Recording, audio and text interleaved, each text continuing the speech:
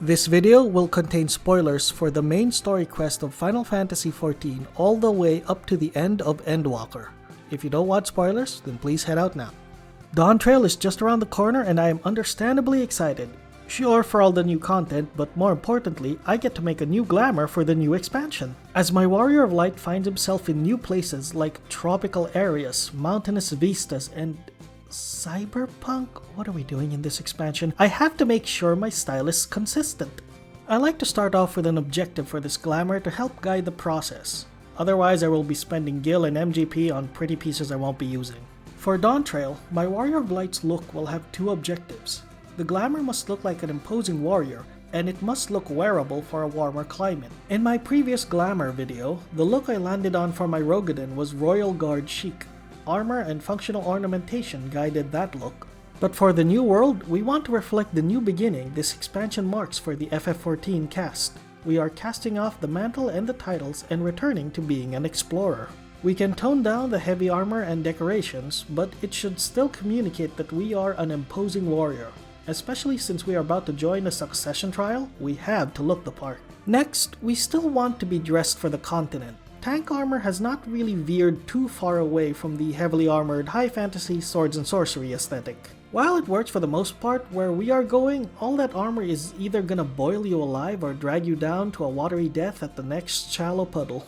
So we should be planning for the new challenges that we will be facing in the new biome. The Warrior of Light will have to be covered up to protect from the harsher tropical sun, but breathable enough to prevent heat stroke. It should also look light enough to move around in, but still offer layers of protection. Now, before we go on to the Glamour, there is one issue to be addressed. It has to be addressed now as it has trickle-down effects on the fashion process. What class am I going as? I am a warrior main, but Wooklamat is already bringing a beautifully designed big axe. Having two big characters with two big axes make both look a little redundant and doesn't look good in group shots, so I have to switch.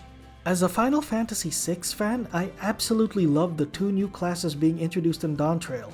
They give strong Realm and General Leo vibes, but I still want to go through the main story quest as a tank. The DPS queues are going to be horrendous, just ask anyone who lived through Stormblood. So, upon evaluating the other tanks, I have decided to go Gunbreaker. With one adjustment. The one thing I dislike about Gunbreaker is the stance. It looks like you are trying to cut off your head with the blunt side of the blade. I know they are trying to evoke characters like Auron, but Auron's stance communicates a quiet confidence. Auron's stance is very casual because he knows he can finish the fight in one hit. This is reflected in his limit breaks, which is usually one big hit as opposed to all of the flips and tricks done by Tidus. Tidus? Whatever, secondary protagonist from Final Fantasy X. That quiet confidence is not captured by the Gunbreaker, which is a very fast, frenetic class. So let me make one change. Much better. The stance makes so much more sense if you are using a club instead of a gunblade. Now, for the Glamour. My Warrior of Light should still look like a tough warrior. Other than armor-clad knight, how else can we communicate that through our outfit? Well, that little side tangent into our class choice could give us an idea. Who holds a club this way? The juvenile delinquents of Japan, specifically the Yankee subculture of the 1970s. With their dyed hair, trashy clothes, penchant for violence, and love of motorcycles, they were infamous for fiercely opposing the strict etiquette of Japanese society. From gang fights to petty crime, their look has definitely transcended their trend as they are represented in Japanese media by any character with a pompadour hairstyle. However, while it is easy enough to deck my guy in streetwear, remember that fashion is a metagame. Against the exotic and mysterious backdrop of Tural, he would look so out of place in the fantasy world we inhabit. While we are a stranger in the new world, I still want him to look like he belongs in the world. The last thing I want for my Warrior of Light is to look like an isekai protagonist. As I scrolled through the images of the Yankees, it got me thinking to my favorite punk in Japanese media. That would be the dyed blonde motorcycle-driving former street punk Eikichi Onizuka from GTO. His story of how a former punk who becomes a teacher and gets assigned to teach a class filled with emotionally damaged kids, hell-bent on harassing him out of his job, and how he uses his street smarts to outwit and even connect with the kids, will always remain one of my favorite manga of all time. Then I remembered his nickname, the Ogre, which is a pun on his name. That got me thinking.